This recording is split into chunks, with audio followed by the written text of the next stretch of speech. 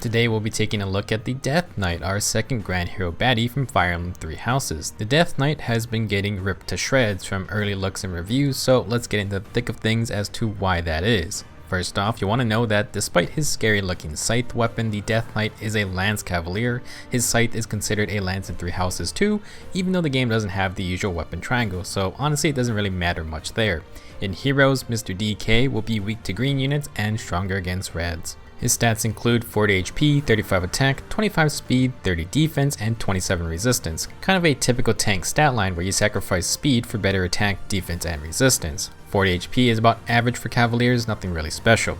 With 25 base speed, Death Knight probably won't be doubling anybody without some assistance. There's nothing really wrong with this type of stat line, but it's nothing we haven't seen before. For his unique weapon, Death Knight has the Scythe of Sariel or Sariel. He is pretty obviously going for that Grim Reaper look, and even Faye's own version of Death has a scythe. This weapon accelerates special trigger, so at its worst, Death Knight has a stronger slaying lance. Pretty useful ability for offense or defense in general. Its second effect is that if a bonus granted by a skill like Rally or Hone, and or extra movement granted by a skill like Armor March or Armored Boots is active on foe, grants attack, speed, defense, and resistance +4 to Death Knight during combat, and foe cannot make a follow-up attack. Alrighty, so this is quite the description. Its activation condition basically comes down to if the enemy has a stat buff or movement buff. If that is true, then the Death Knight gets +4 to all stats and he prevents a follow-up attack. If you just saw the bonuses the Death Knight gets, then I would have said that Scythe of Sariel is a pretty solid weapon. More stats and preventing follow-ups will help his ability to tank damage since Death Knight has decent defense and resistance. However, the worrisome part comes from actually getting this weapon to activate. You are entirely dependent on the enemy to have a buff on them. There are a couple ways to look at this. One is that I think field buffs are pretty common and a lot of units love to depend on them, so it doesn't seem like activating Scythe of Sariel should be a problem.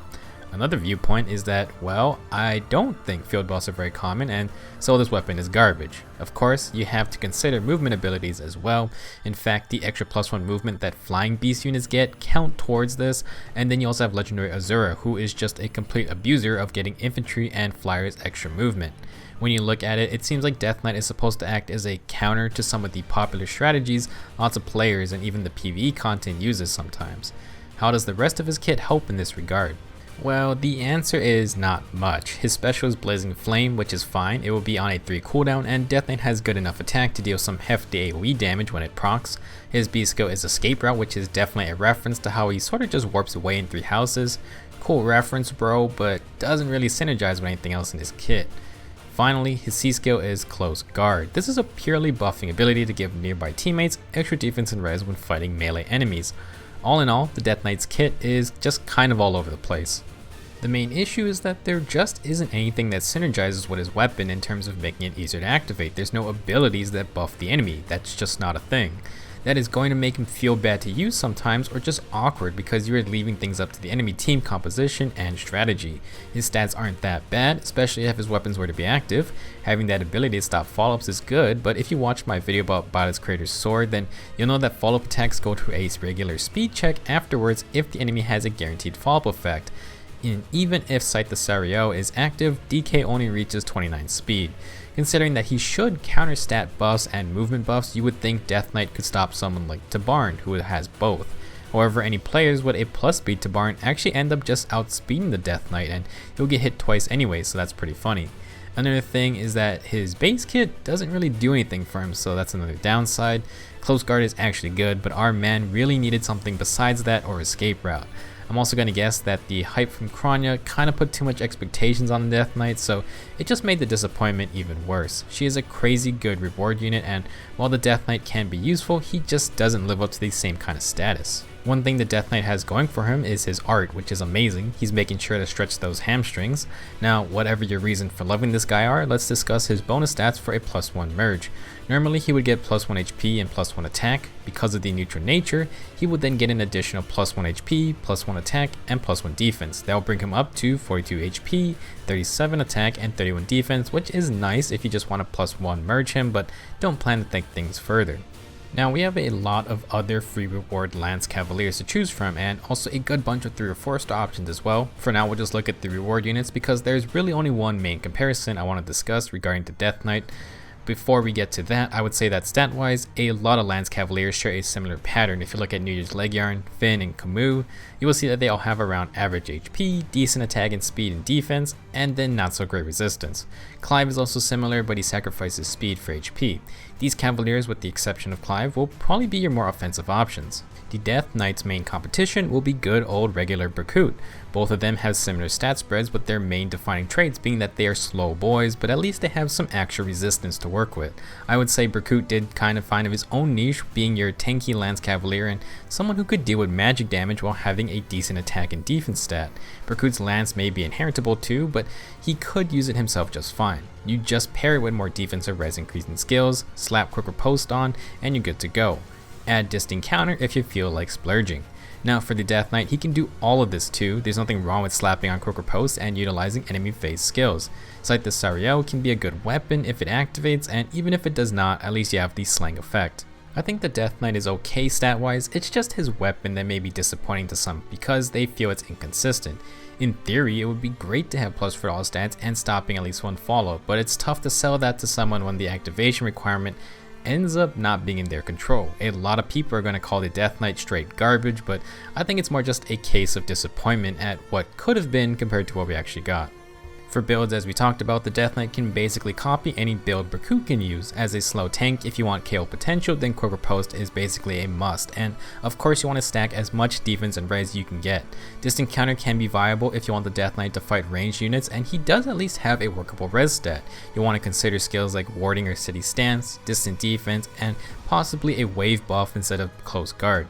Damage specials like Iceberg or Bonfire are nice since they will be on a 2 cooldown, but I think a potential sleeper special could be Noontime. I'm not a huge fan of this skill because I don't think 30% healing is a lot, but since it will be on a 1 cooldown, Death Knight will retaliate with it after he gets hit, and he's going to hit the enemy when they're at full health. With Quick Riposte, if he gets doubled, then he can proc Noontime again. As with all Death Knight builds, you absolutely want to get this guy his own set of field buffs, and since he is cavalry, he does have Hone or Fortified Cavalry available. If you're okay with sacrificing range tanking, then DK can at least go all in on melee tanking. Since his res stat is decent, I would encourage using close defense or fortress defense and res to increase both defensive stats.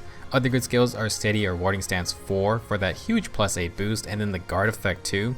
In theory, Scythe of Sariel is a great weapon when it activates. Preventing a follow-up is good. You just have to be aware of things like bold fighter and faster units with skills that have guaranteed follow-ups. It's not a foolproof defense. If you are struggling with dragons, then Death Knight can be a nice answer with his good res stat. Sure, there are higher res Lance Cavaliers like Jagan, but DK comes with good attack and defense to help with other threats too. Last, if you don't care for sitting around, then maybe think about using a breaker skill like Lance Breaker or Sword Breaker. For one, these skills add another layer of follow prevention, so if you really want to mess with certain Lance users or Sword users, then this is a way to make it even harder for them to get a follow-up.